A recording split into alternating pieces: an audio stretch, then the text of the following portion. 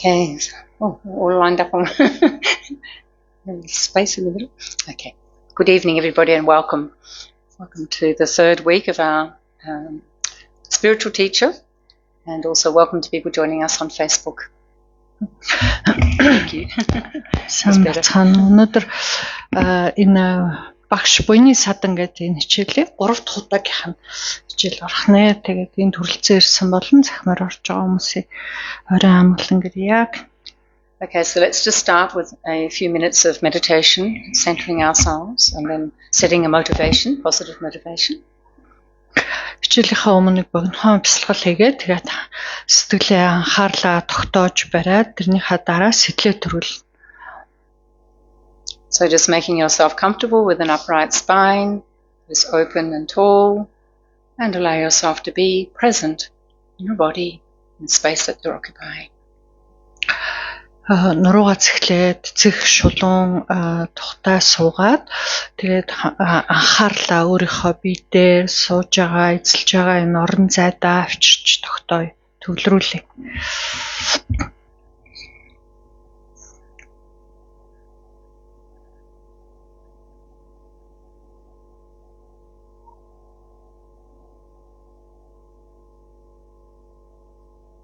And one way that helps us to feel very grounded and present is to know the connectedness between the buttocks, the legs, whatever is in contact with the surface beneath us.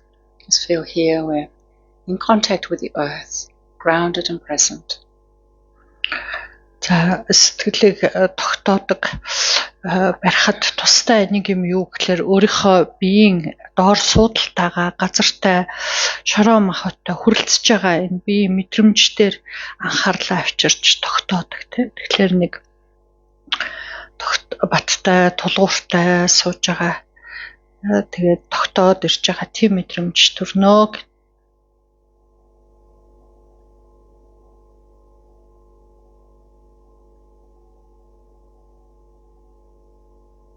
And then our next point of mindfulness is to allow our body to breathe normally and bring our attention into the trunk of the body, just observing the natural movement of your breath, not changing anything, just noticing the rising and the falling, or the expanding and the contracting. За одоо амсгалаа ердийнхөөрөө авч гаргангаа амсгал орж гарахад их биений хаан тэ хөвлөд рүү арай дээрүү агшиж тэлэх юм уу тэ нааш цааш хөдөлгөөн баригдсан. Түүн дээр анхаарлаа тогтоож авчирч барь. Тогтооё.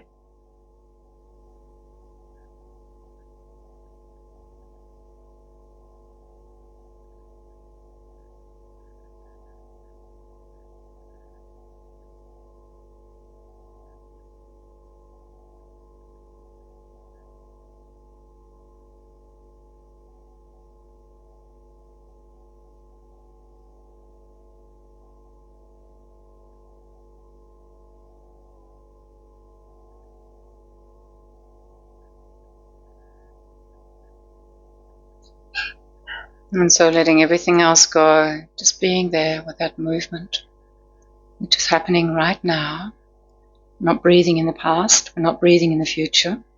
If we focus on each breath, then we really come into the present moment. Анхаарлаа өөр иш тийш нь битгий сарниулаарай гэж болж игэл амьсгалын хөдөлгөөн дээр тогтоод байгаарай. Тэгэхээр амьсгал нэг бүрийг орж гарч байгаа амьсгал нэг бүрийг алдалгүй анхаарлаа барьж тогтоох юм бол бид нар одоо энэ цаг дээр тий тогтож чадчихна гэсэн үг. Яг л бид нар өнгөрсөнд амьсгалдгүй, ирээдүйд амьсгалдгүй, яг одоо амьсгалж байгаа.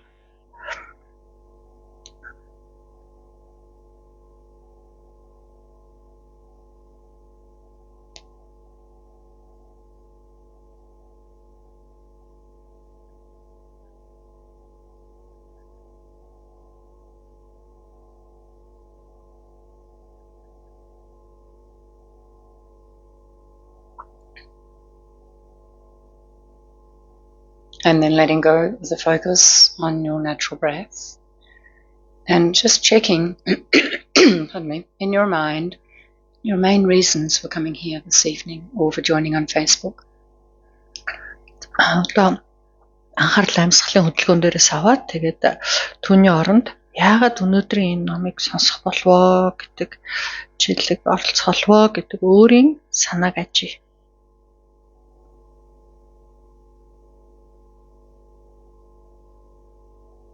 And then reminding ourselves that this particular Discovering Buddhism topic of the spiritual teacher is really, we started out acknowledging all of the teachers that we've had in our life in order to learn worldly subjects, topics, life skills.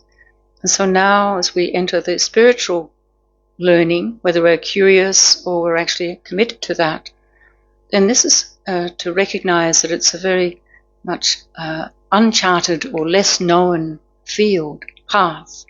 And in this way it's essential, if we're really serious to go far, like with the goal of enlightenment, we need a fully qualified teacher or teachers. За энэ лам багш бүний садан гэдэг сэдвтэй ийм хичээлийг одоо бид нар үзэж байгаа ярьж байгаа тийм. Тэгэхээр бид нар энэ амьдралд зүгээр ертөнцийн ямарваа мэдний сурж мэдсэн юм болгон багшаас үүдэлтэй байдаг шүү дээ гэж бид хэн нэгнээс сурсан байдаг тийм, сурж мэдсэн болгоно. Гэтэл бид нар одоо номын мөрөөр замнах гээд байна гэж өөрийн сэтгэл оюуныг номын мөрд оруулах гээд байна тийм. Бидний хувьд бол энэ огт өмнө нь одоо явж туулж байгаагүй ийм зам мөр байна гэж тийм. Огтоосоо танил биш ийм зам мөр байна. Тэгэхээр тэр зам мөрөөр замнаад эрдэн бүгнийг нь төгсгөөд тийм мөрийг бүтээсэн тийм л лам багш бидний тэр мөрөөр хөтлж чадах нь байна гэдэг нь бол ойлгомжтой. So then whenever we come to a Dharma teaching, some kind of activity, it's really important to check our motivation and as much as possible to set a motivation that is both positive, relevant to you, to others in your life, and having the great altruistic motive is the best. That's what we call bodhicitta. So wanting to attain enlightenment, which means to realize our full potential so that we can be a perfect guide for others who are trapped in samsara, trapped in suffering, dissatisfaction, and difficulties. Ямарваа нэг чухал үйлийг үлдэхийн өмнө те ямарваа үйлийг үлдэхийн өмнө ялангуяа номын үйлийг үлдэхийн өмнө миний санаа сэтэл юу байна вэ гэдгээ заавал ажиглаад түүнийг шаардлагатай бол засаж байх нь чухал те. Засахдаа бид нар энэ номыг одоо үйлийг үлдээд надад ямар л ач тус гарна тэрийг зөвхөн өөрийн тусад биш бусдын тусыг сансан ийм сэтгэлийг агуулвал одоо бүр сайн байна. Тэдгээрээс хамгийн дээдийн сэтгэл бол бодит сэтгэл юм аа гэж тийм. Энэ элдв зовлон бэрхшээл айхтар хүнд одоо гаслан да шаналн зовж байгаа амьтныг тусыг бүтээхийн тулд тэднийг амгаланд нь хөтлөхийн тулд би өөрөө бурхан болёо, бурханы хотогт хүрье гэсэн ийм санаа агуулж номыг сонсох юм бол энэ хамгийн дээд сэтгэл энэ байна. So if you're a person like me who has already a commitment to the Buddhist path, then you can quietly take refuge in your own mind with the three jewels, the triple gem, and then generate the bodhicitta motivation. For other people, to please take a few moments to shape a motivation that is positive and relevant for you. Think that this is not only for you, but it's for all the others that you share your life with. And then setting this motivation, letting it come very sincerely from your heart. Гурван эрдэнд аврал одуулдаг бурхны шинтэй хүмүүс бол аврал одуулж бод сэтгэл төрүүлэх залбирлаа бодоод утгыг нь бодоод түүгээр өөрийнхөө сэтгэлийг төрүүлээрэ засаарай. Аврал одуулдаггүй хүмүүс бол өнөөдрийн нэмийг сонсох нь өөрт болоод одоо миний чатхын хэрээр ойр дотны бүгдэд тустай байх бол осой гэсэн ийм сэтгэлийг агуулад тэгээд өөрийн сэтгэл төрж байгаа тэр сэтэл бүр нэг чин сэтгэлээ сэтгэл зүрхний угаас төрүүлж бодоорой.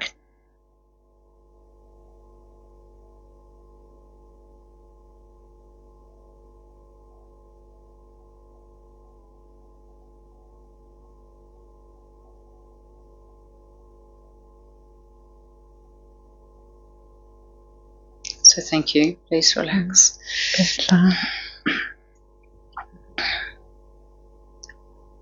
So last week we were focusing on the qualities of a spiritual teacher, what to look out for, and also the qualities of a student, what we need to have or to cultivate from our own side. Pardon me, so I'm not going to go through that again. We have to move on. And I'd like to start this evening with looking at the levels of spiritual teachers. There are many different levels, there are many different approaches we can take to listening to, and before we commit to Dharma, checking. Урдах хичээл дээр бид нар багшийн бэлэг чанарууд юу юм бэ гэдгийг ярьсан те. Нөгөө багшигаа эрэлхийлж хайж байгаа шав болох гэж байгаа бол ямар бэлэг чанарыг нь харах юм бэ гэдэг те. Нөгөө талаас бас шав өөрөө ямар бэлэг чанартай байх хэрэгтэй юм бэ гэдгийг дуртад ярилцсан гэж. Тэгээд өнөөдөр бол тэрийг би давтаж ярихгүй. Өнөөдөр юу ярих вэ гэхээр ямар багштай учирч болт, ямар багш ээж болт юм бэ? Тэд нартай одоо хэрхэн ямар барилгатай байх юм бэ гэдэг талаар дурт яг. So in the Mahayana tradition of Buddhism, which is what we're following here in Mongolia largely, and then in many other countries as well, then we have this emphasis on a guru, having a spiritual teacher, one who is really qualified and able to lead us. And then with that comes what we call guru devotion. So maybe here in Mongolia there's more openness to this, but in the West it can bring up all sorts of uncertainties. And so generally when we're presenting this topic, we talk about the importance of checking. So at first you might just want to go, like, for example, the first level of teacher might be a professor or a lecturer at a university. And you might just go along out of interest and attend, thinking I'm attending a lecture. So this person is actually imparting or giving information, may not have any particular experience from their own side, but from your side, you're just checking it out. You want to hear, what is Buddhism? What is it all about? How do we practice? So depending on the topic of the lecture. So that's the first level.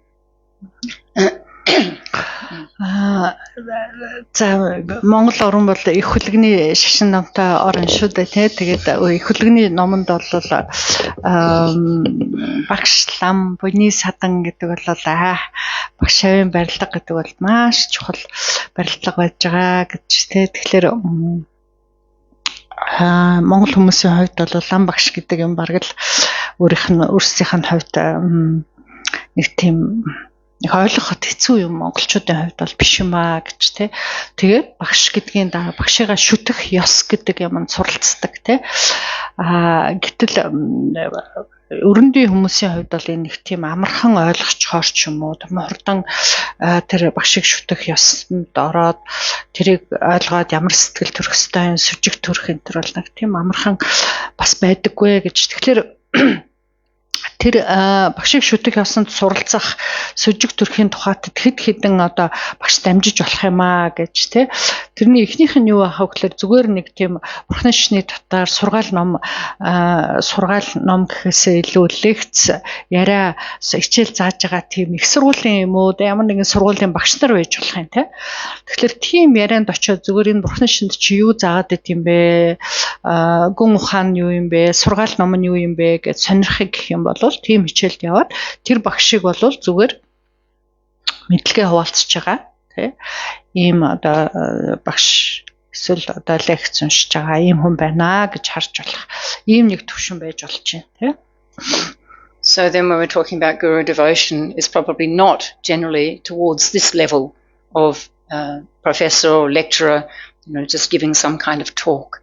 But it may very well be like an introduction for you that leads you on to want to know more about Buddhism or about Dharma, and then the possibility of meeting other teachers, and especially meeting your own teacher that really moves your heart towards the path. За тэгвэл энэ хүнд бол хүнийг бол айхтар сүжиглээд шүтээд ах шаардлага байхгүй юм аа гэж тий. Цаашдаа олон одоо номын багштай учрахын жинхэнэ өөрийн сэтгэл зүрхийг номонд татах тийм одоо өөрийн үндэсний багш гэж хэлдэг тий. Тийм багштай учрахын бэлтгэл юм аа гэж харж болох нь байна тийм үү. Тэгвэл тэр хүнээс зүгээр шний сургаал, домлол, гүн ухаан зэргийн талаар сонсож болох ийм нэг багш байж болох юм. And then we can come to what's called the next level, Dharma instructors. Sorry, if I have a voice tonight. Just on Tara Pujan, I think I lost my voice. Sorry. So here, Dharma instructors would be a person who can speak to you with some knowledge. It might just be like intellectual knowledge, but it could well be having had some experience, being a student of Dharma for some time, and able to impart their learning at a very basic introductory level. They don't have realizations. They're not regarded as gurus. And probably I would fall into this category if I even fall into that. But just like an instructor, sharing little bits and bobs, little ABCs. So this is the next level. And generally, the professor, the first level, lecturer, and the Dharma instructors, mostly it would be by verbal instruction.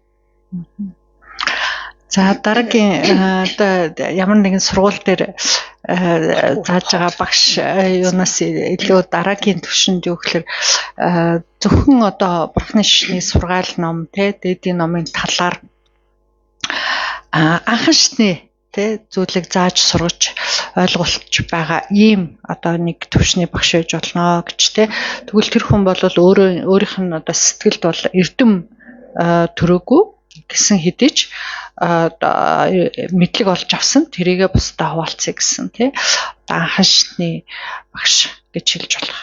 За энэнд бол би энэ одоо түвшний багш нартаа би өөрийгөө оруулнаа.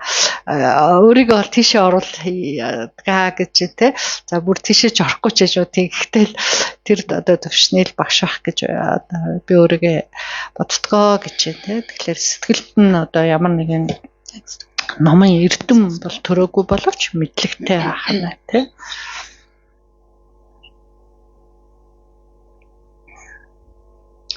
Okay, then we have where am I up to? What we call meditation and ritual trainers. So this might be older students. They may or may not be ordained. This doesn't matter. Again, from their own experience, and perhaps their teachers, their gurus have encouraged them or are telling them that it's good for them to teach meditation or to teach rituals. So sometimes when people first come to Dharma, they don't necessarily go to the teachings. They might be very attracted to meditation and also to ritual practices. За дараа нь бясалгалын болон зан үйлийн багш нар гэж байж болох нь тийм үү. Тэр бол бас урт удаан хугацаагаар номыг үзсэн. Заавал багш биш номонд олон жил явчихсан хүмүүс ч бас байж болно шүү дээ гэх тийм. Энэ хүртэл бол заавал сахил санвартай байгаад авахаас албагүй байх нь тийм. Тэгээд одоо хүмүүс ихэнхдээ номын ихэнд нь бясалгал сонирхох нь байна, зарим нь зан үйл сонирхол нь байна тэгвэл тэр сонирхлыг нь хэлээд өгчдөг, сонирхлынхаа дагуу заагаад өгчдөг ийм багш нар байж болох нь. And then the next level we would come to, we call them like spiritual mentors. Those people who are really much more qualified, much more knowledgeable, and able to lead the student carefully on the path. And for example, it might start out with the teacher, the Lama, the highly qualified nun, whatever, who gives you refuge, who also gives you maybe the lay vows, or in the case of becoming ordained, as your abbot, your preceptor. So those who give you the precepts, the vows to live by. We call these people, this level of teachers, our refuge and preceptors. За дараагийнх нь аврал одуулахын ам тангарыг өгч чаддаг аврал одуулахад хөтэлдэг сахил санвар зарим одоо сахил санварыг өгдөг ийм багш байх юм байна гэж тэгэхээр бурхны шашинд орохын тулд 3 эрдэнд аврал одуулахын ам тангараг гэж авдаг юм тийм бас нэг яслал болдог. Тэгэхээр тэрийг хөтлөөд тэр ам тангарыг өгч чаддаг тийм багш байх. And then from there we would go to what we call Mahayana masters. So those who really have been practicing the Mahayana path, especially having some maybe very good understanding, if not realizations of bodhicitta and emptiness, the perfect wisdom. And so they're able to teach us in such a way that we can learn methods from them to really start to chip away or to decrease our delusions and our negative karmic imprints.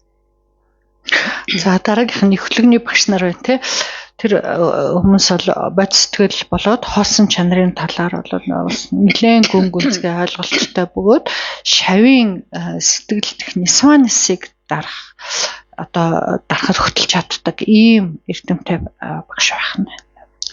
And then we go to what we call tantric masters, those who are qualified to teach Vajrayana, to give empowerments, to give initiations. And then this level of teachers would most likely have stable bodhicitta and stable understanding, if not direct realization of emptiness. So they're very much more advanced, very much advanced practitioners. And then they're able to give us bodhisattva vows. They also give us tantric vows. So we see that the level of ethical conduct grows with the levels of the teachers. Дараагийнх нь тарны ёсны багш нар байх нь тэр хүмүүс бол бид тарны бан авшиг эрх өгч чадах үст те. Тэгэхээр бодисуудын болоод тарны сахил санаарыг өгдөг те. Тэгэхээр өөрийнх нь сэтгэлд бол бодис сэтгэл болоод хоосон чанарын эрдэм болвол бас одоо хоосон чанарыг элтэд оноогүй юмаа гэхэд хоосон чанарын болоод бодис сэтгэлийн өндөр эрдмийг олсон ийм багш нар байх нэ гэж. Тэгэхээр бодистой болоод тарны сахил санаар өгч чадчихна гэдэг бол одоо өөрөө их өндөр шагшаа бадад сахдаг тий ёс зүйн их өндөр сахдаг ийм хүн байх нэ. Тэгэхээр багш нар бол ёс зүйнийх нь хэмжээ бол шачаатанда өсөд явах нь шүү дээ тий. And so then these levels of teachers, preceptors, those who give us refuge, the Mahayana masters and the Tantric masters, this is when we need to be very careful about checking.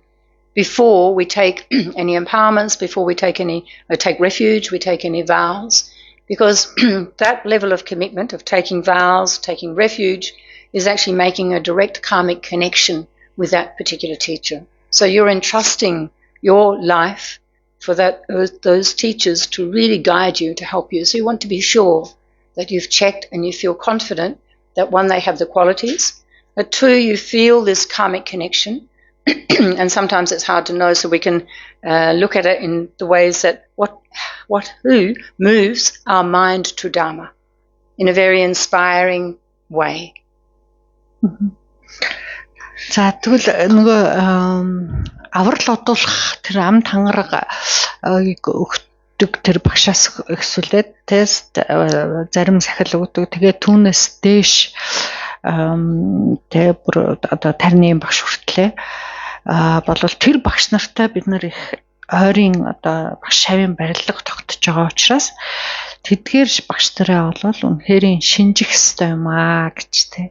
Яг тэгэл тэр барилга бол зүгээр нэг өдрийн юм биш ахна шүү дээ. Өөрийнхөө амьдралыг тэр чигээр нь багштай ингээд даатгахчиж гин гэсэн үг тий. Бидрийг номын мөрд ерөөсөө л хөтлөөд явах багш нар тэр учраас тэр багш нараа өмнөөс нь одоо элдв сахил хүртэхийн өмнө эрх авшиг авахын өмнө тэр багшаа шинжих нь шүү дээ тий. Би энэ хүнтэй бүхэл насаараа одоо тэгээд цаашдын төрлүүдтэй ингээ барилгатай явах ийм багш маань мөн үү гэдэг те. Тэхийн тулд эхлээд миний сэтгэлийг номд одоо үнэхэрийн номын зүгт хөдөлгөж чадчихэв үү гэж те харах нь байна. Хоёрдугаарт нь үлийн үрлийн барилга өөрт тийм юм төрж гин үү гэж харах нь байна. За тэрийг нэг одоо олж хүн болгоо харж чадахгүй л бахалтай те хэцүү байх юм бол зүгээр л одоо номын мөрд орё гэх тийм сэтэл бодлыг өгч чадж байгаа тэр зүгт хөдөлгөж чадж байгаа багш байна уу мөн үү л гэж харах нь тий хамгийн түрүүнд юун түрүүнд. And so then we come to the fourth level here in this subcategory of the root guru. And it's most common or most likely that from your refuge and preceptor level, your Mahayana level, your Tantric or Vajrayana level, that one of these levels there will be a root guru or a very main teacher. Not always the one you take refuge with, but that's quite often the case. But certainly when you start to take vows, you usually start to feel who you entrust your life, who you want to ask your personal questions to, sorry, who you really want to open up to, please guide me, please help me. So it won't be the case with all teachers. You won't feel to do that, but maybe there'll be one or two. Sometimes there are more, but one or two that'll be really strong for you, that you feel like, yes, I really, whatever that guru tells me, I will do. Because you feel your heart is moved, your mind is moved, you feel this heart connection, and you see the qualities. I mean, ideally in the beginning we might not see a lot, but at least we sense something special about this particular teacher that we really trust and we want to become like them. За тэгээд сахил санваар өгдөг одоо багш байна те. Тэгээд их хөдөлгөөний багш, тэгээд тарины багш. Тэрний дараагийнх нь бол яг одоо язгуур үндэсний лам багш байна гэж те. Тэгэхээр тэр язгуур үндэсний янз бүрийн сахил аваад те.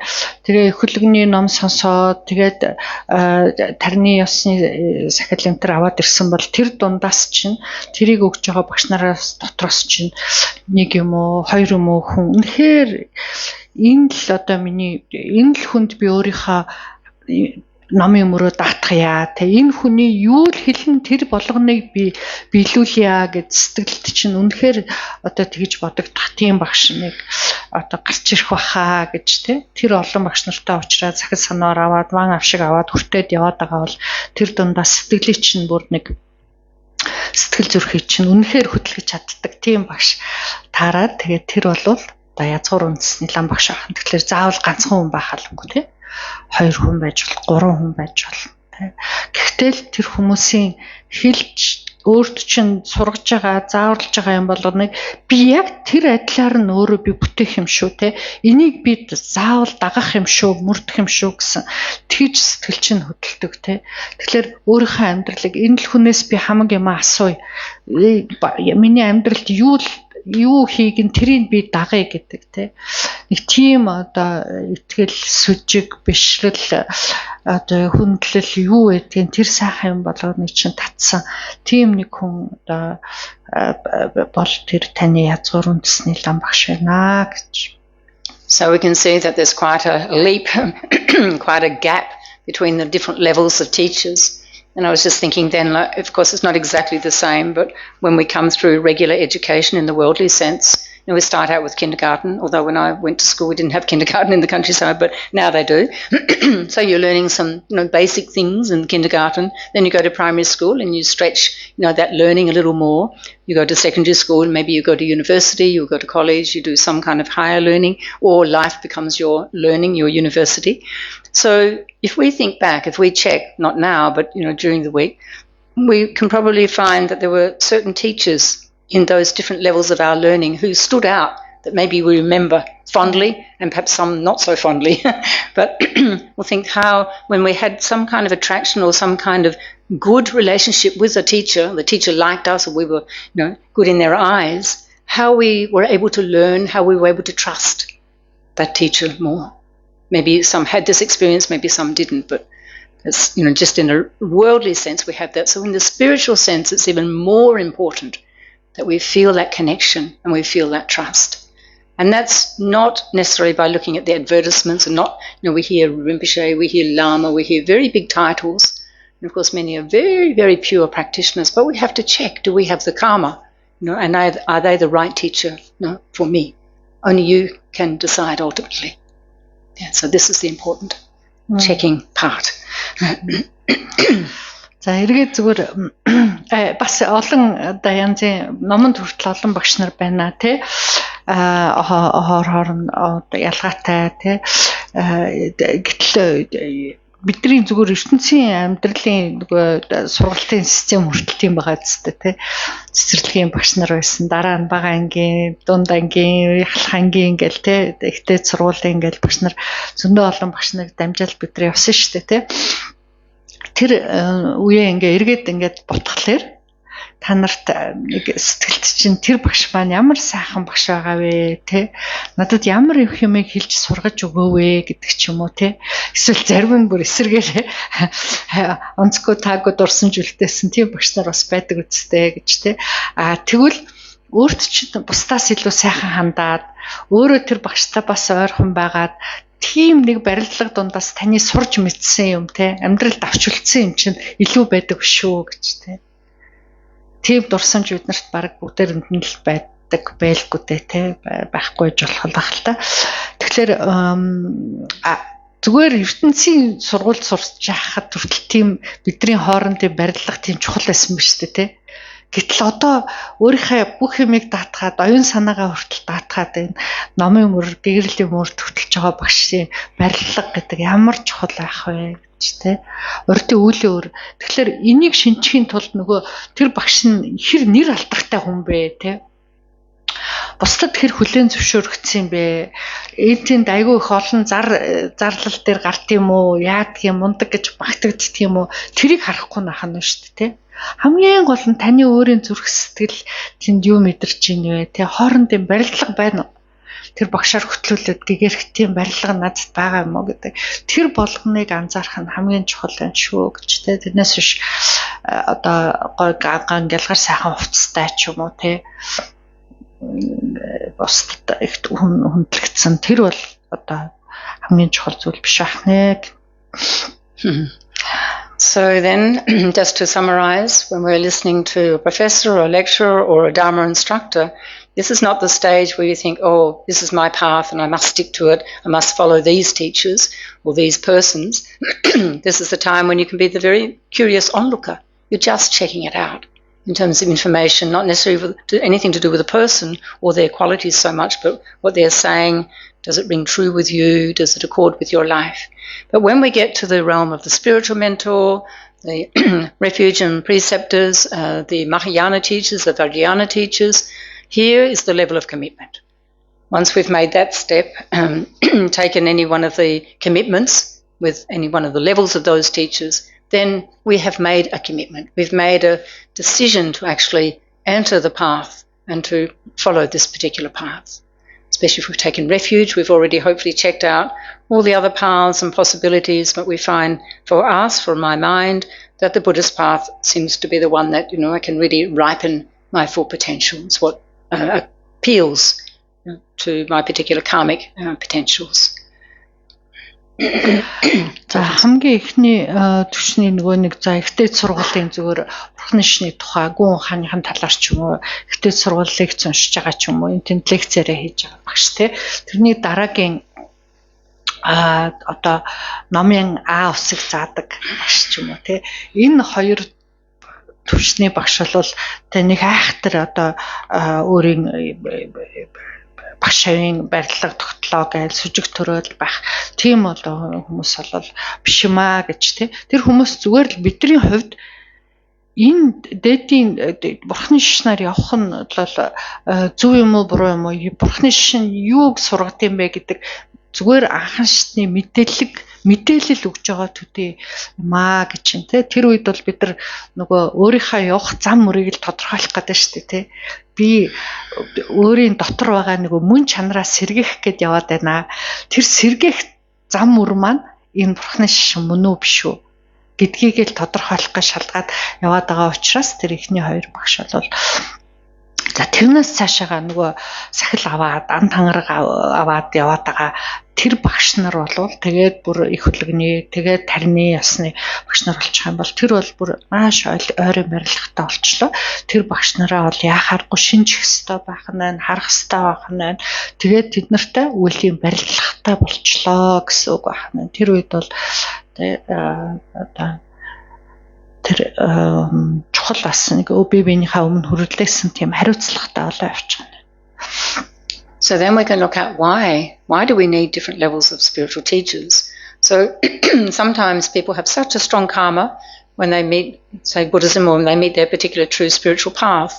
But we'll talk about Buddhism, that's what I'm familiar with here, is that they have a very strong karma and they may meet their guru straight away and they might go straight into Mahayana Tantric. Maybe they didn't go through the preliminary teachers, Dharma instructors and professors or lecturers. They didn't need that. Maybe they've done that many times in the past lives. In this life they can go straight in. But generally, if we're looking at a person who's new to the path, then they will probably go through attending some lectures, maybe reading some books, but then attending something orally. And then also the Dharma instructors would be like a role model or somebody that might inspire them to look a little bit more, to actually then go on to meet their particular teacher or teachers. Хүн болгон яг энэ одоо багш нартай шат дараалал ингээл эдрээр заалгаал те тэгэл ийм багш нартай болоод тэгэл явах гэсэн үг бас биш үү гэж те жишээлх юм бол зарим хүмүүс ерөөсөө л шууд өөрийнхөө яцгар үндэсний лам багштайгаа уулзраад тэгээд шууд номонд ороод тэг хүлэгний номонд ороод ингээд явцдаг тал бол байна шүү дээ гэж те тэг уртлын нөгөө нэг бахан бэлтгэл хийгээл лекцаараа сонсоол өөрийгөө шалгаал энэ миний мөрмөн үү биш үү гэл ингээд явах тийм байхгүйгээр шууд явчихт те тэгэхээр энэ бас хүртийн үлийн үр байна гэж те урд үрдийн төрлүүдтэй магадгүй тэр бэлтгэлүүдийг хийгээд ингээд явчихсан байж болно шүү дээ тий. Тэгэхээр энэ төрлөдөө ерөөс шууд л өөрийнхөө багштай уулзраад ингээд номонд ороод эргэлзэх юм байхгүй. Тэгэл их хөдөлгөөнийхөө мөрөөр яваад өгдөг ийм бас юу байна тий. Тэгэхээр хүн болгоны үйл өөр байна. Хүн болгоны одоо хэрэгцээ, шаардлага урдын юу бүтээсэн явсан зам мөр өөр болохоор өөрөөр нь шүү. Тийм учраас л ийм олон төвшний багш нар байгаад байгаа юм шүү гэж тэ. So then also the Dharma instructor, apart from being perhaps a inspiring or positive role model, might be the person that actually helps you to stay on the path. They might be somebody who's quite accessible. You can have chats with, you can talk about your difficulties, you can talk about your fantasies, all the things in samsara, and then you can gradually find your way, with the guidance or help of a Dharma instructor to get onto the path and to stay on the path. So sometimes we say that the nuns and monks are like, maybe I'm not saying they're all Dharma instructors, but they're like people who inspire others to maybe look at the path, not that they have to become ordained, and also that they are the people who encourage people to stay on the path if they've made a connection with the path. And it doesn't have to be an ordained person, but quite often it is the case. It can be also a lay person. За тэрхний нөгөө нэг лекц яриа хийдэг багшаас дараагийн тэр инструктор гэхэлэр одоо юу юм бэ? Зааварлагч маягийн юм уу те хамгийн нөгөө нэг номын эхний шатны багш байгаад штэ багш өөрийгөө тэрэнд оруулаад байсан штэ те тэр хүмүүс бол бас их үүрэгтэй маа гэж яад гэвэл тухайн хүнийг номынхоо мөрд өстэй эхний үе чи айгу хэцүү штэ те эргэлзээл тэнэгэлзээл миний шим юм уу би энэ мөрөөр явах юм уу гэж тэр үед нь яг сайхан ингээд татж аваад те номоос хагацхгүй салахгүй номоо дагах тэр юмд нь хөтлж одоо хөтэлдэг тийм нэг үүрэг гүйцэтгэдэг хүмүүсээ төшөө гэж бас өөрийнхөө одоо тэр хийж байгаа явдал мөрөөрөө бусдад үлгэр жишээ үзүүлэх ч юм уу те илүү дээр нь тэр нөгөө номонд орж байгаа хүн тэр хүмүүстэйгээ шууд одоо өөрийнхөө багштай яд зур үндэсний лам багш том багш нартай харьцахаас илүү тэр нэг тийм номонд хөтэлж байгаа хүнтэйгээ харьцахад илүү амар байдаг те жишээлбэл биднэрт эргэлзэж тэнэгэлзэж байгаа юм уу бодож санаж байгаа юм уу янз бүрийн юмнууд байгаа ш тэрийг хуваалцж ярьж болдог те сэтгэлд байгаа элдв эргэлзээ тэнэгэлзээ байгаа бол тэрийг бас асууж ярилцж болдог тийм нэг одоо хүмүүс байдгаа гэж те тэгэхээр бид бүгд л бидний амьдралд маш чухал байна те. And then the meditational and ritual instructors are also maybe like coaches because in order to learn meditation, we need somebody who can really explain what is meditation, what are the obstacles, why do we do it, what are the benefits. Look, again, all this introductory information that actually inspires us to start practicing or to at least think that one day we will start practicing. In my experience of trying to share meditation is a long, slow process. But anyway, many people do take up the practice and say that it's beneficial. And then with rituals, sometimes people are very drawn to like pujas or chanting, bells ringing and instruments being played. And it really pulls their heart and mind.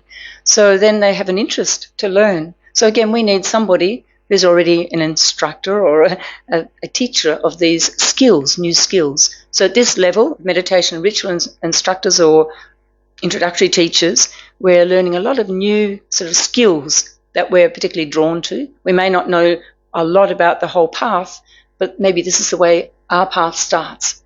We have different karmic ways of meeting the Dharma and how we first start to practice. За тэрний дараагийн 3 дахь төвшөнд нь бясалгал зан үйлийн багш гэдэг чинь тийм үү.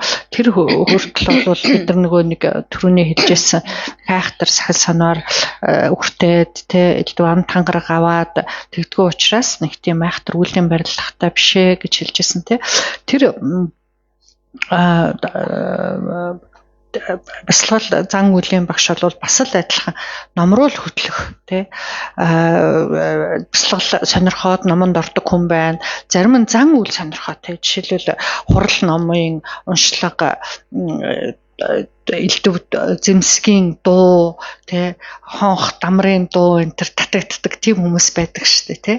Яахааргүй тийм юм татгцаар байгаад хурал номоор явсаар хагаад уншлага юм сонсож айдангийн сонссоор байгаад номонд ордог тийм хүмүүс бас байна тий. Тэгэхээр тэрийг хэрвээ сурмаар авах юм бол тэрүүгээр нь номонд хөтлөөд өгдөг тий. Бясалгал үзмээр авах юм бол бясалгалаар нь номонд хөтлөөд өгдөг. Тийм одоо багш нараас хэрэгтэй байх юм байна гэж тий. And then when we reach spiritual mentors and the different levels that I mentioned earlier, then this is where we're starting to get very serious. We're making certain commitments.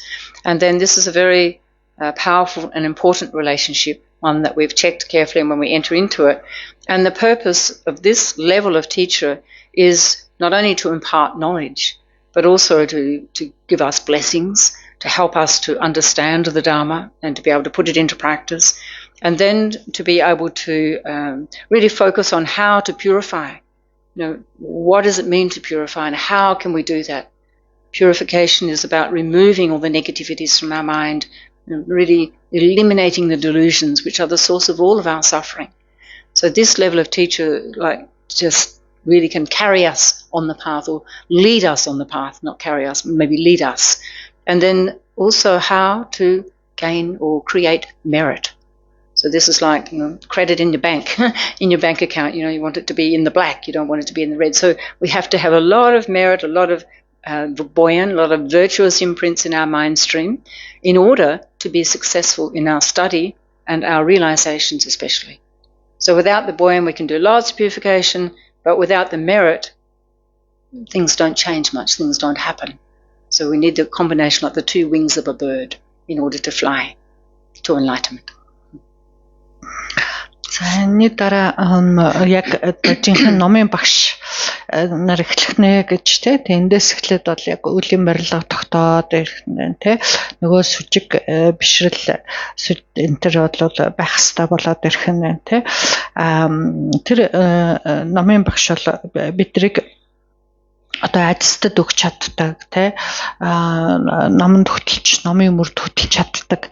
Ялангуяа нөгөө нэг ариусгах тий буйна үлийг ариусгах, нүгэл хилэнцгийг ариусгах, тэгээ буйныг хураах хэрэгтэй юм байна гэдэг тэр юмыг ойлгуулад тэрийг одоо яг тэр юмд үйл төгтөлдөг ийм хүн байх юм аа гэж тий. Тэгэхээр урдын үйл хураачихсан их үлээ ариусгахгүйгээр бид нар номын мөрийг бүтээн гэж байхгүй байна шүү дээ тий.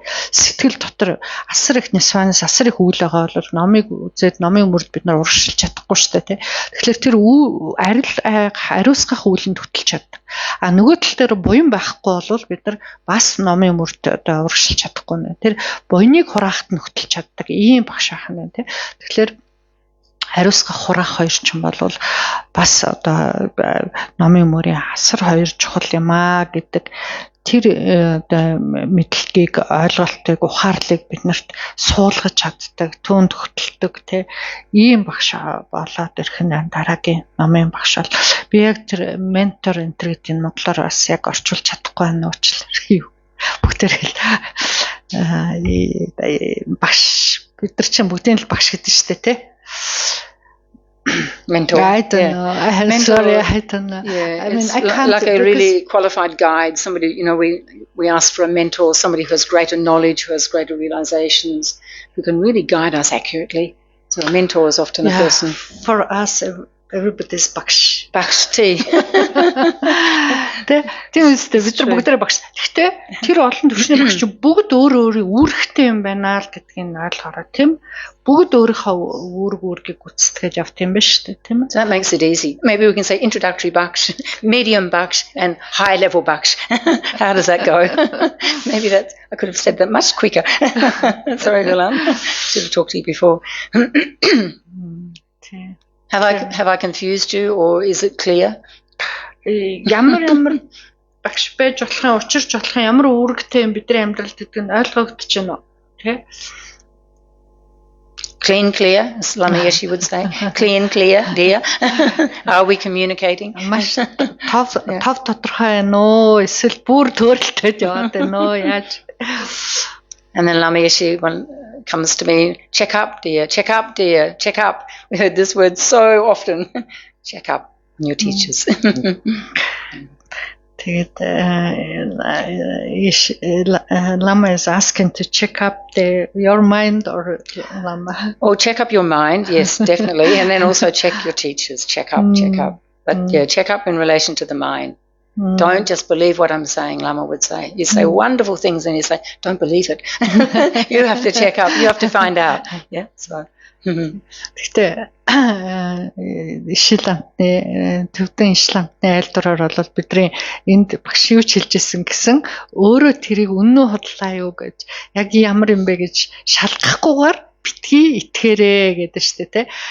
Лам өөрөө гайхамшигтай сайхан сургаал ном альтчаад тэгээд битгий итгээрээ гэж хэлдэг гэсэн шүү дээ, тэ. Намаа хэлсэн төдийгээр битгий үнэмшээрээ өөрийн болгож авч өөрөө шинжилж дараа нь итгээрээ гэж, тэ. I mean, I think it's true, isn't it? So often we go to teachings, and I'm thinking, my own sort of past, and because somebody's in robes or somebody's sitting on a seat up off the ground, and then we think whatever they're saying is true, and it could well be true, but we have to check, because they might also be testing us. They might also say some things that are deliberately perhaps incorrect or challenging for us to check. So maybe in a country where we say it's a Buddhist country, whereas in the West we can't call our countries Buddhist country, not yet anyway, hopefully in a few eons or decades to come. But we question because it's something new for us. So we really question a lot more. But when you're born into, like if we're born into a Christian country, we're just kind of up to a point we accept it, and then some of us start to question. So maybe in Buddhist country also you think, well, it's true, I'm born Mongolian, I'm Buddhist. Well, we don't really know what, you say, what does it mean to be Buddhist? And then, I'm born here, This doesn't qualify us actually to be a Buddhist. It gives us an incredible opportunity to meet Dharma. There's so much Dharma all around us. Yeah. Sorry, I'm going off track. Тэр үнэхээр үнэн шүү дээ гэж бид нар жоохон сэтгэл сүжиг байх юм бол одоо их сайхан өндөр судал дээр суугаал хургын уцсан мсцэн хүний хэлж байгаа үгийг шууд энэ үнэн л байх гэж бодох хандлагатай байцтай, тэ. Үнэхээр тийм үгүй юу гэж бид нар шинжилж үзэхээс түрүүнд энэ хүн үннийг л хэлж байгаа даа гэж, тэ. Үннийг л хэлж л байгаа бах л та, тэ. Тэр юу ах гэхдээ нөгөө өөрийн ухаанаар шинжилж үзнэ гэд нэг юм байгаад байна шүү дээ, тий. Тэгэхээр өөртөө үнэн гэдгийг нь бид баталж чадах юм бол өөрийн ухаан болчих гээд байгаа юм шүү. Би бол одоо тэгж ойлгоод байна, тий. Тэгэхээр шинжлээрээ гэдэг чинь ямар утга байна вэ гэхлээр зэрэг тэрийг одоо өөртөө тий лам бол байнга шинжилээрэ гэдэг байсан юм байна. Тэгэхээр багш хэлсэн те өрнөдийн орныхны хувьд бол бидэрт нэг монгол хүмүүс бол өөрсдөө бид нар төрхөөсөө л бурхны шишинтан гэж хэлдэг хүмүүс агай олон байдаг штэ. Би ерөөс төрөлхийн бурхны шишинтан гэдэг. Тэгэхээр бид нар тэр тохиолдолд яадаг вэ гэхээр шууд л дандаа өглөөж аваад байдаг те. Шинжлэлгүйгээр энэ л тийм л юм байна, ийм л юм байна гэж шууд үнэмшээд байдаг те. Гэтэл барууны орныхны нэг юм нь юу гэхээр нөгөө юмыг дандаа үнэхээр тийм юм уу гэд нэг ажиглаа шинжилээд үзсэн. Сургалтынх нь системч тийм юм шиг байгаа. Дээр нь шинээр сурж байгаа юм аа. Энэ яагаад тийм юм үнэхээр юм уу гэд ингээд айгүй их асууж шинжилж үздэг. Нэг ийм ялгаа бас байна гэж тэ. Тэгэхээр монгол хүмүүс бол ийм бурхны шишин ийм сайхан сургаал номтой угаасаа ингээд барилгатай төрнөө гэдэг бол ямар их хувь бэ тэ. Энэ бол үнэхээр гайхамшигтай хувь байна. Одоо тэрэн дээрээс нь бид нэр өөрсдөө бас өөрийнхөө оюун ухааныг ашиглаж шинжилээд үзчих юм бол бүр гайхамшигтай юм болох гэдэг шүү гэж тэ. So then we come to a section that says that the guru is kinder than all the Buddhas. За энэ дээр дараагийн бидний ярилцах юм юу гэхээр одоо лам багш гэдэг бол бурхад одоо бүх хамаг бурхтаас ч илүү ачтай юм байна гэж. And we might think, how come? Why is that? So the Buddhas have attained enlightenment, and they're all around us, all of the time.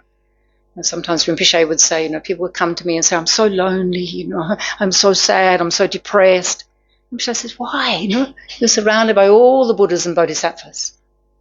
Okay, intellectually we can know this, but because of our lack of enlightenment, our delusions and ignorance, we can't connect, we can't see them.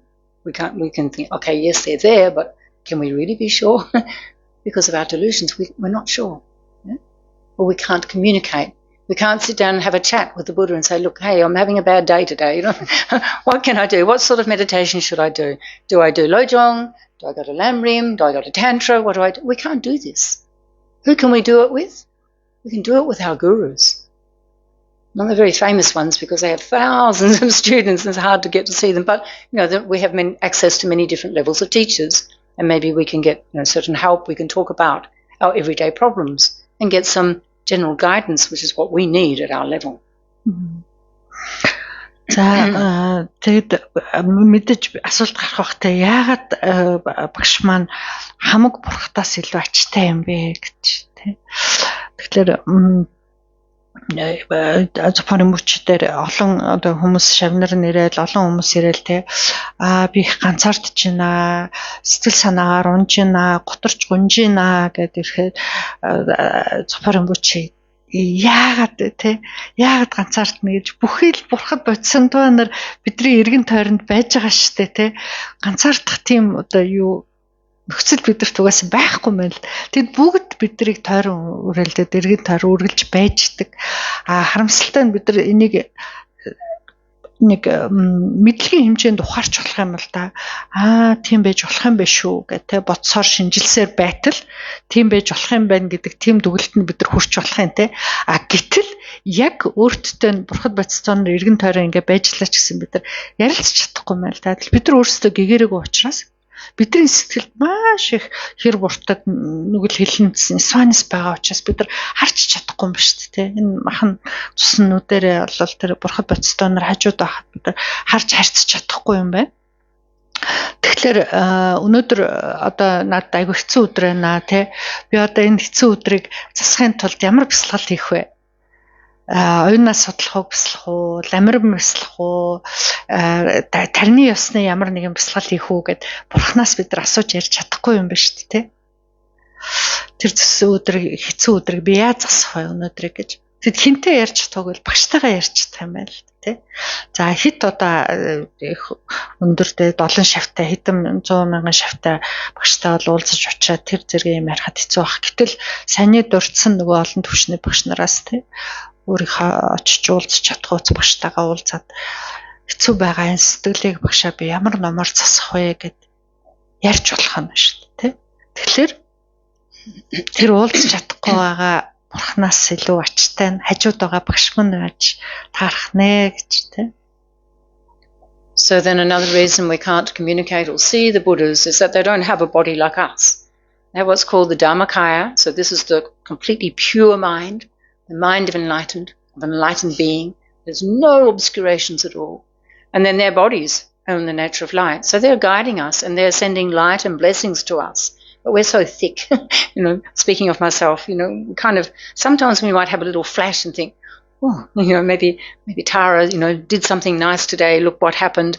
But generally we can't really grasp, we can't learn Dharma from the Buddhas in this aspect. So the only way we can be introduced to Dharma, the only way we can even meet the Buddha, even hear about the Buddha, is through the teachers, through the gurus. Okay, we might read it in a book, but actually to be introduced to the Buddhas, to be introduced to the enlightened beings, the whole possibility of enlightenment is only through our gurus. So then when we start to think about this, like they introduced us to the most precious, if we find the Dharma path is ours and, it fits for us, the most precious path, the most amazing teachings. It's like nothing that equals it when we really have that confidence, have had some experience. And our gurus have introduced us to this. So then comes this overwhelming kind of sense of how kind. How kind, because they've done work on their minds, previous lives and in this life. They've gained realizations. They've gained, the direct realization of emptiness, of bodhicitta.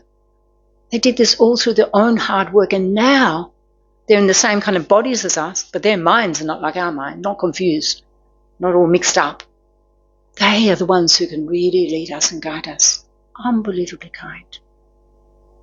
I mean, we're just a small number here in this Gompa. There's billions of people out there that have no idea that they can be free from their suffering. No path, not even the notion of being free.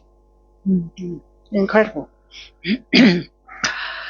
Бурхан хотыг хүрнэ гэдэг чинь нөгөө 3 лагшин олоод явчихж байгаа шүү дээ, тий, нөгөө Dharmakaya буюу номын лагшин нь болохоор зэрэг бидний нүдэнд үзэгдэхгүй, яагаад гэвэл гин бүхнээсээ хагацсан, тий, бид нар шиг юм мах цасан төрөхгүй, тааллын лагшин нь болохоор гэрэл болчихсон, тий. Тэгэхээр бид нар маш харанхуу зузаан нөгөө элдв үйл нисанисаа эрхэнд учраас тэр гэрлийн чарж чаддггүй, тий. Бидрийг одоо төрөл бүрээр л хөтэлдэг байх л та. Иргэн тойрон, тий. Тэрийн ч одоо хөтөлж байгаа гэж мэдгүй. Хаяа нэг заримдаа нэг сайхан юм тохиолдохоор за энэ одоо бурхны айдстаар, дарихын айдстаар энэ сайхан боллоо шүү гэж, тий. Би бас өөрийгөө ингээд яриад байгаа шүү. Нэг юм бодох боловч ихэнх тохиолдолд бурхад бидрийг яаж хөтөлж байгааг бид нар мэдгүй байгаа шүү дээ, тий. Харж чадахгүй юм чинь. Гэрлийн чарж чадахгүй, тий. Харьцаж чадахгүй. Тэгэхээр хажууд байгаад харьцаад бид нар яавал одоо зовлон бэрхшээл жишээлээсээ салж болт юм бэ? Энэ нэг харанхуу үйл сонс ирэхээс яаж гарч болох юм бэ гэдэг хэлж өгч зааж байгаа нь болохоор багш маань л биш үү гэж, тий. Тэгэхээр багш, тий, маш их хичээгээд урдын олон төрөлдөө хичээж бод сэтгэл хоосон чанарыг тэр эрдмийг нь төрүүлчихэд тэгээд бидний адилын энэ биеийг аваад бидрийг хөтлөх гээд энд ирсэн байна гэд бидэртэй хамт байна гэж бодглохлоор ямар их одоо ачлал вэ, те. Тэр нь бүр сэтгэл санаанд багтахын аргагүй тийм их ачлал байна шүү дээ. Өөрөө хичээж те. Төрүүлсэн тэр эрдмээ бидэртэй хуваалцах гад бидний адилын ийм биеийг аваа, те. Бидэрнтэй бие нь адилхан байж олохч бидэртэй сэтгэл нь адилхан биш шүү гэж, те. Тэр биеийнх нь адилхан байгаад бид нар мухраад ээж болохгүй юм шүү гэж, те. Сэтгэл нь бол огт өөр хэмжээнд очсон. Тэгээд тэр эрдмээ биднэрт одоо бас өгөх гээд ингээд заларж байгаа тэр гайхамшиг, те, номын мөрд зовлонгоос гитэлж болох юм бэ шүү дээ гэдгийг бид нар зааж сургаж хэлж өгч байгаа гэдэг чинь одоо бурхантай уулзуулж байгаа. Бурхад гэдэг чинь хэн байд юм бэ, те? Ямар байд юм бэ гэдгийг зааж өгч байгаа, тайлбарлаж өгч байгаа. Бурхантай уулзуулж байгаа хүн чинь багш үсттэй гэж, те. Өөрөөр бид нар яаж мэдэх вэ энэ номын мөрийг, те? So the highly realized gurus unbelievably kind in so many ways, and the way that I'm thinking right now is that they choose to come back to this world because they have connections with students, with creatures, with beings, with animals, all levels of beings that exist in this world. Pardon me, and the gurus come back, they go through birth, they go through growing up, and all the challenges of growing up and the sickness and then the aging, all of the stages. They go through these, but their mind is not like our mind, suffering with all of these different manifestations of being in samsara. They actually choose to do all of that so that they can meet us again and continue to lead us. I mean, how kind. They've already achieved the Dharmakaya state, the pure mind. There's no need for them to come back into samsara to help we fledglings, we little ordinary beings, but out of their great compassion. And this is the Mahayana essence, the great compassion. Even they've realized emptiness, they have bodhicitta. This causes them, or they choose to come back again and again to try and hook us out of samsara. So how kind. Would we do that? Maybe when we're a Buddha we will, because we will have that pure motivation. But right now, we're more interested in our own comfort. So these gurus could stay in the Dharmakaya state, blissed out, but they choose to come back. So this is another thing to really reflect about, on the kindness of these teachers, gurus, the real gurus. За жинхэнэ тэр их хөдлөгний лам багш буйны садан гэдэг бол өөрсдийнх нь олжчихсан эрдэм нь болохоор тэр номын лагшин буюу одоо бид нар шиг юм би аваад ингээд үхэх, төрөх, өвдөх, өтлөхийн зовлон туулаад ахааргүй тийм өөр одоо утга төрөө өрчгсөн хэдий ч гэсэн нөгөө өөрийнхөө барилгахтай шавнарыг татахын тулд тий янз бүрийн төрлийн хүн, адгуу, самтан, хорхоо шавж ямар барилгатай амьтд байдгийг тэдрийг татахын тулд ингээд хүний биеийг аваад тий төрөөд өвтөөд, өтлөөд, үхэх тэр бүх зовлон адилхан бид нартай адилхан ингээд туулаад яваад байна гэдэг болвол зөвхөн нөгөө биднэрт ачиг үзүүлэх гэж л ирж байгаа хэрэг шүү дээ гэж тий. Тэгэхээр тэр өөр одоо номын лагшингаараа огтосоо өөр лагшин аваад те одоо энэ бүхний биеийн зовлон үзэхгүйгээр байж болох тийм хэмжээнд очичихсан мөртлөө бидний төлөө л ирээд шүү дээ те. Гэхдээ бидний адил биеийг авч байгаа боловч бидний амсж байгаа тэр зовлонг амсахгүй л те сэтгэл нь бол зовлон гэж харахгүй байх нь л да бидний нөгөө төрөх өвдөх хөтлөх үхэхийн зовлонг бид нар зовлон гэж харж байгаа тэд нар бол зовлон гэж хардаггүй юм байна те яа гэвэл нөгөө барилгатай амьтанда туслах гэж ирээд байна те гэтэл бид нар тэр адилын юмыг одоо өчүүхэн багыг ч гэсэн бусдын төлөө хийж чаддаг билүү гэж те бид нар дандаа л өөрийнхөө л тав тухайг бодоод сууж идэг үстэй те гэтэл тэд өөрийнхөө тав тухайг цаахан арилсан орондоо ч юм уу өөр газар байхгүйгээр ахиж энэ дээрээд одоо амьтны тусыг бүтээгээд байна гэдэг бол энэ их хөлөгний те өцтөө төрлөختнүүдийн бидэнд үзүүлж байгаа их ачлал юм аа гэж те амшигт. So there may be just one short story to finish about Kyabdja Lambasapa Rinpoche. I was just remembering, well, there's so many different examples, but we're talking about going through the difficulties in the samsaric life just for the sake of students, just for the sake of, leading not only students but sentient beings. And so in 2011, Lambasapa Rinpoche showed the aspect of having a stroke.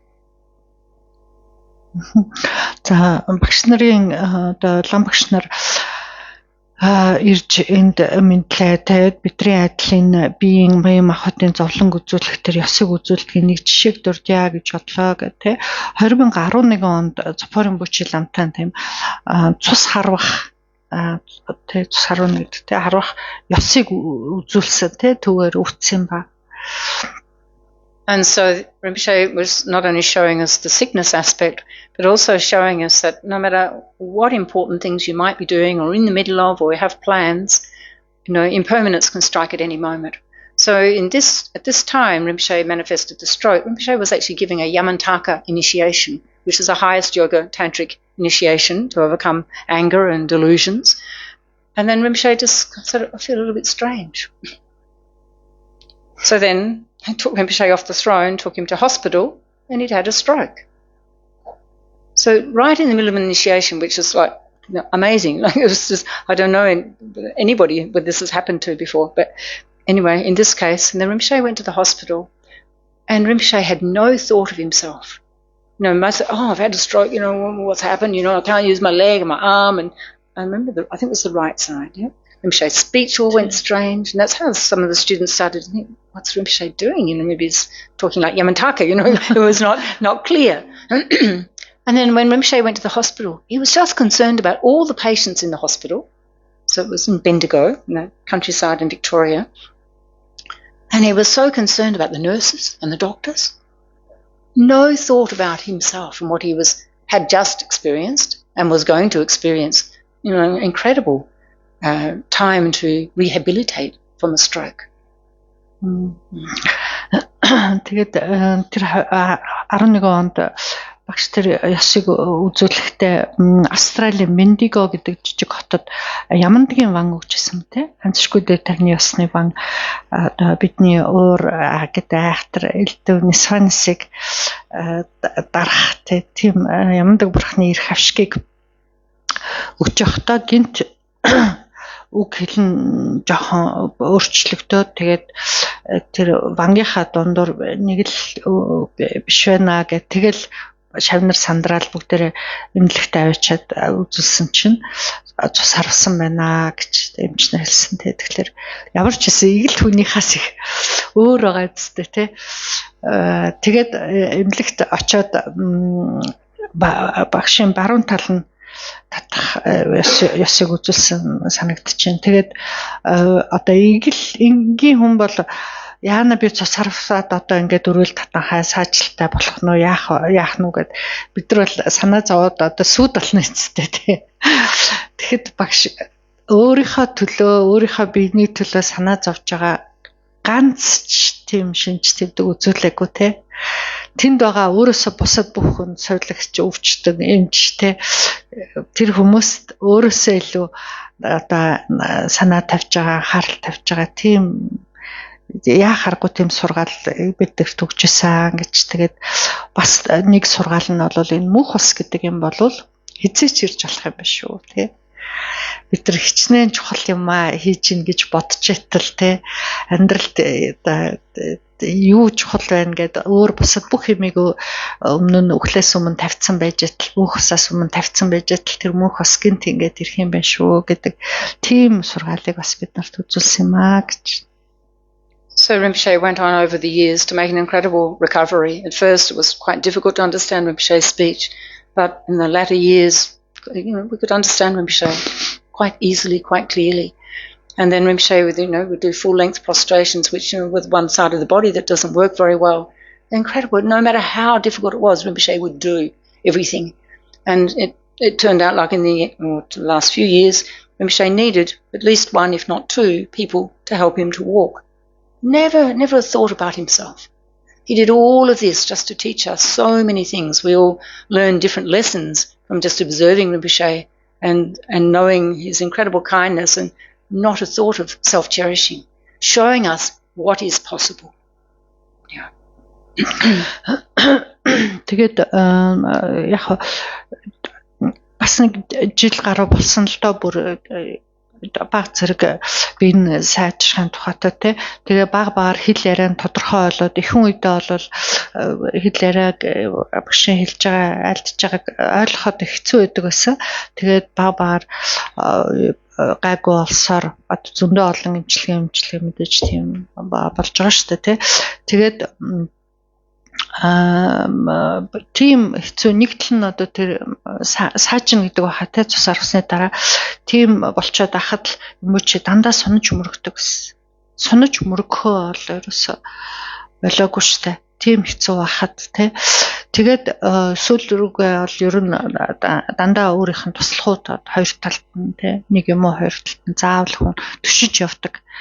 Тийм байсан гэж. Гэхдээ тийм биетэй болчиход байхдаа хизээч өөрийнхөө биений талаар санаа зовч те би ариул мэндийнхаа талаар санаа зовч ийм болчлоо тэгчлээ энийг хийхэ болий тэрийг хийхэ болий ч юм хизээч тийм байгаагүй дандаа их шин хорон болгоно цаг хугацаагаа бусдын төлөө зориулжсэн тий. Тэгэхээр тэр болгоно нь хүн юу хийж болдгийм бэ? Бусдын тусыг яаж хийж болдгийм бэ гэдэг тийм сургаал байлаа гэж.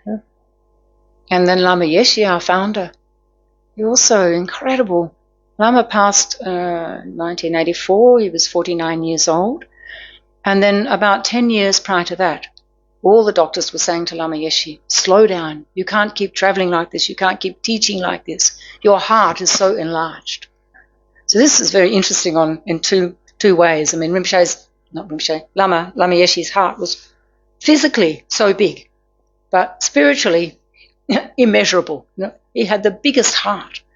And then Lama would say, oh, can't stop. It's so important to teach and to guide sentient beings. So Lama went on for another 10 years, didn't listen to the doctors, although Lama would take supposedly a rest for 15, 20, 30 minutes after lunch. And everybody thought Lama was sleeping. But I learned from some other inside sort of knowledge that during this time, Lama was seemingly following the doctors, having some rest, but he was actually doing a very high tantric practice on his bed, laying on his bed. Again, there was no thought of, it doesn't matter if I die now, but I have to keep teaching, I have to keep guiding, helping sentient beings, and growing the organization, which meant for sentient beings, not for Lama. No fame or reputation interest from Lama's side, not at all. That's it. That's the end of the stories. Ишилам Римбучигийн Запрамбучигийн багш нь төвтэй Ишиламын бас сайхан түүх байдгаа гэж те 49 настай байхдаа таал барах ёсыг үзүүлсэн те тэгээд тэр гол шалтгаан зүрх нь байсан те их тийм тэр 49 наснаас нь 10 нас таал барах ёсыг үзүүлэхээс нь 10 жилийн өмнө эмчнэр юу гэж зөвлөдөг гэсэн гэхээр та одоо энэ их олон аялал хийгээл ийшээ тийшээ нисэл төв дээрээ очиод сургаал ном айлдаал ингэж аялж та дийлэхгүй таны бие те ингэж чадахгүй ингэж их цаг наргүй ажиллаж та бас болохгүй те тэгэхээр та бие бодох хэрэгтэй байна гэж эмчлэр зөвлөдөг байсан юм байна л да те тэр үед бол ишэл амт тэрийг ерөөсө сонсоогүй тэр юуг ин зөвлөр юмчийн дагаагүй тэгээд өөрийнх нь зүрх нь одоо байх ёстой хэмжээнээс их томорцсон байсан юм байна л да. Тэгэхээр таны зүрх юм томорсон учраас та одоо ингэж хачааллыг чинь дааж чадахгүй шүү гэж те. Тэг одоо сонин юм өөрийнх нь зүрхтийнх нь хэмжээ том байхаас гадна тэр хүний өөрийнх нь одоо бидний ярьдгаар сэтгэл зүрх гэж ярьдаг шүү дээ. Тэр нь бол бүр гайхамшигтай бүхнийг багтаасан ийм асар сайхан сэтгэлтэй лам байлаа гэж те зүрх сэтгэлийнх нь хэмжээ бол бүр хязгааргүй те тэгээд тэр 10 жилийн хугацаанд бол ерөөсөө эмчнэрийн зөвлөгөөг дагалгүйгээр явдгаараа яваал аялдгаараа яваал энэ их хөлгөний төв гэдэг байгууллагыг өдийн хэмжээнд хүргэхийн тулд бүх л хийх ёстой юм хийж зориулж цаг хугацаагаа зориулж байлаа гэж тэгээ тэр нь хинт хэрэгтэй те бусдад л хэрэгтэй хүмүүст л номыг өргөх гэж байгаа болохоос ламын алтар нь хүндэлч юм уу гавья шагнал юу ч хэрэггүй байсан шүү дээ гэж те тэгээд нэг зогсолтгүй одоо номоо хэлдэг байсан учраас нэг бие бодороо гэд хүн болгоо хэлээд тахлаар нэг өдрийн хоолныхаа цагийн дараа нэг 15-аас 20 минут амардаг байсан юм байна л та тий. Тэгээ хүн болгонд ламыг амраая гэлтэй нэг жоохон ч гэсэн амраая гэл чимээгүй. Тэгээ тэр үедээ юу гэж бодож байсан боддог шавнар одоо эргэн тойрны хүмүүс лам унтдаг баха нэг жоохон дуг хийж авдаг баха гэж боддог байсан юм байна л та. Гэтэл үнэ эрэг дээрээ лам бол яг тэр үедээ шүндэрдээд одоо ханцргүйдээ тарны ёсны номоо үлддэг байсан гэж тий. Бусдад бол харахад бол хэвтээд байгаа юм шиг ёсыг үзүүлдэг боловч таныхаа номыг үлддэг байсан гэдэг юм байна тийм. These stories are just to really highlight my own experience with these two teachers, and of course there are many other great lamas, great teachers, many other stories, but just to really highlight the kindness of what they go through in order to help to lead us, to inspire us, to show us the traps in samsara and to show us also the ways to get out of samsara. I mean, is there a greater kindness than that? Something that is actually leading us, somebody or some path that's leading us actually to ultimate happiness. We can be free from every kind of difficulty that we presently face. I mean, think about that. Is that what you want for yourself, for others? Yeah, only you can decide. За тэгээ миний одоо ойр байсан багш нар мэдэх хоёр лам маань энэ шүү дээ. Гэтэл энэ айдлын эрдэмтэй олон одоо лам мэрэгд багш нар байж байгаа тийм. Тэгэхээр эдгээрийн үзүүлж байгаа юм нь бүгд л биднийг яаж зовлонгоос гаргах вэ тийм. Зовлонгоос гарах мөр байгаа юм шүү тий. Тэр мөрийг сэтгэлдээ бүтээчих юм бол зовлонгүй болоод үрдийн амгалан төрж болно шүү. Өөрийн чинь сэтгэлийн уг мөн чанар тэр юм шүү гэдгийг л биднэрт хэлж ойлгуулж үзүүлэх гэж л одоо биднэрт ингэж ажилласан байна шүү дээ гэж тий. Тэгэхээр энэ ачлалыг нь бид нар бол одоо дуртаад баршгүй тий. Бидний төлөө л тий. Тэр энэ хорвогийн амьдрал гэдэг чинь зовлон юм байна. Харин тэндээс гарч болох юм байна тий. Гараад тэнд амгалан байгаа шүү гэдгийг л биднэрт л ойлгуулах гад л ингээд энэ бүхнийг үзүүлээд байна шүү дээ гэж. Тэгэхээр тэр одоо биднийг амгалан тогтолж байгаа тэр ачлалыг нь бол одоо үнэхээр санаж дурдж бодож тий байхаас өөр арга байхгүй гэж тий. Тэгэхээр бид нар ч гэсэн одоо тэр айдлаар бусдын тусыг бүтээе гэсэн тийм хүсэл биднэрт бас байна уу тий. Энэ айгүй утга учиртай зоригтой зүйл мэт биднэрт санагдаж байна уу тий. Тэгэхээр энэ бүхнийг сонгоод шийдээд бодоод шинжилээд зам мөрөө сонгох нь энэ бидний ажил байна гэж. And so it's not just that we will be free. We will have perfect compassion, we'll have perfect wisdom, we'll have perfect power and skill to actually free others or lead others to freedom. We can't free them as such, but we can lead them to the same kind of freedom, just as our gurus are leading us now. So how wonderful that would be. Otherwise it's like we get out of prison, but we look back and then all our mothers, fathers, loved ones are trapped in prison. It's like that. We can't bear it because we have this great, great compassion. Тэгэхээр бид нар тэр амгалан түрээд те өөрийн сэтгэл эртэлтэв одоо эртмээр дүүрээд инрэл нэгүүлсэл бод сэтгэл хоосон чанар бүх одоо бэлэг бэлгүүнийг бид нар олоо зогсохгүй түүгээрээ бусдын тусыг те адилхан ингээд бид нар шиг адилхан энэ зовлон бэрхшээл энэ далай дотор живж яваа амтныг тэндээс нь гаргаад хөтлөөд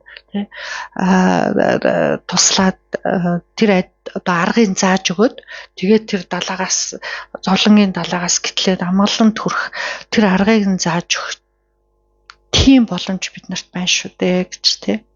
Тэгэхээр тэр адилаар бусдад туслаа гэдэг бол үнэхэрийн одоо дээдийн тус биш гэж юу гэж тий хамаг зовлонгоос нь тэрнээс өөрөөр одоо яаж туслах вэ тий. Тэгэхээр тэр адилаар биднэрт одоо тусалж байгаа багш нар маань байна гэдэг бол энэ үнэхэрийн ачлал шүү гэж.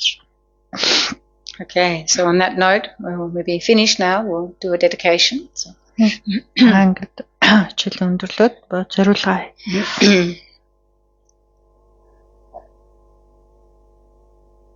So taking a few moments to think about what you heard tonight. Was there anything that really touched you or you wanted to explore more?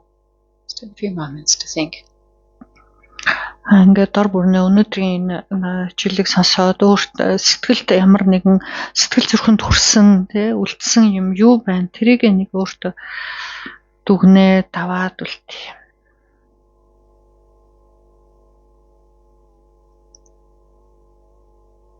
And then recall your motivation, why you came tonight, or what kind of motivation did you set from your heart?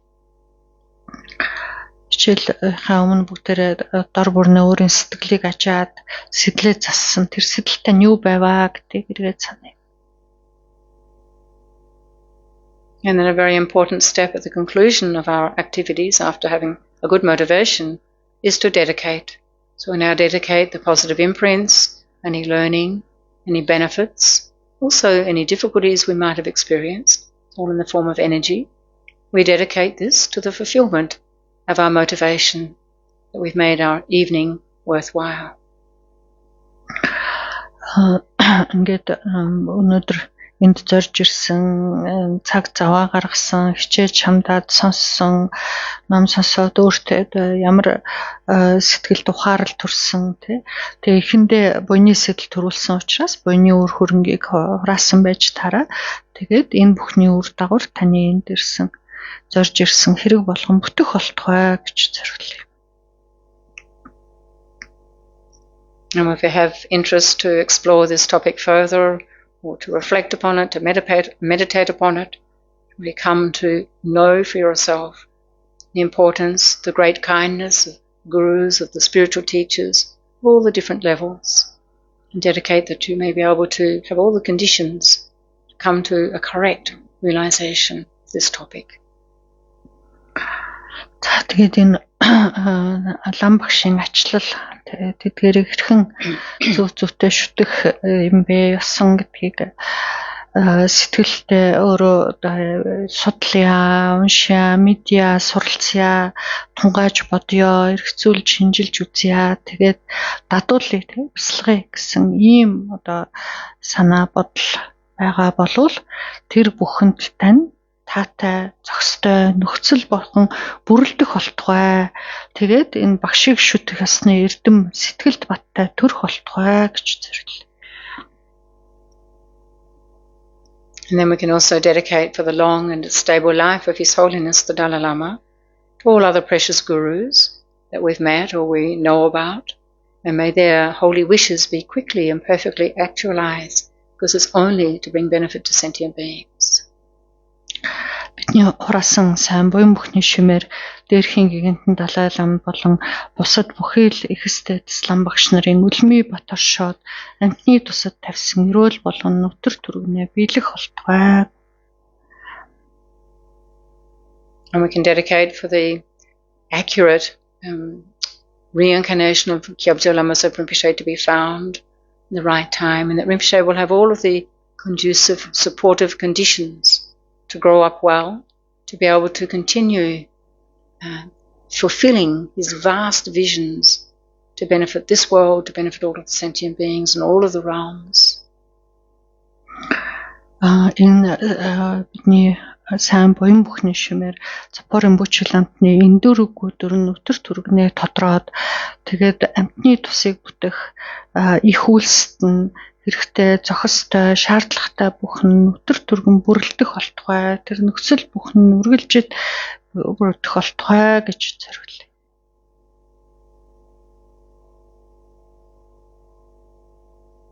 And finally, we can dedicate for peace and harmony throughout our world, and especially that the humans will quickly meet, if they haven't already, their true spiritual path, whatever is most appropriate for them to become the best human that they can be.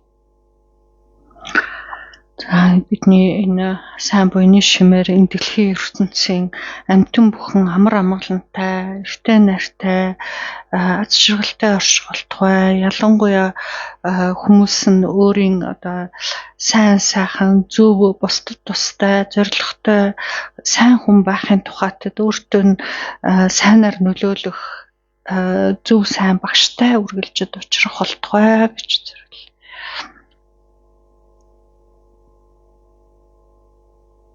So thank you very much, Mashik Baitla.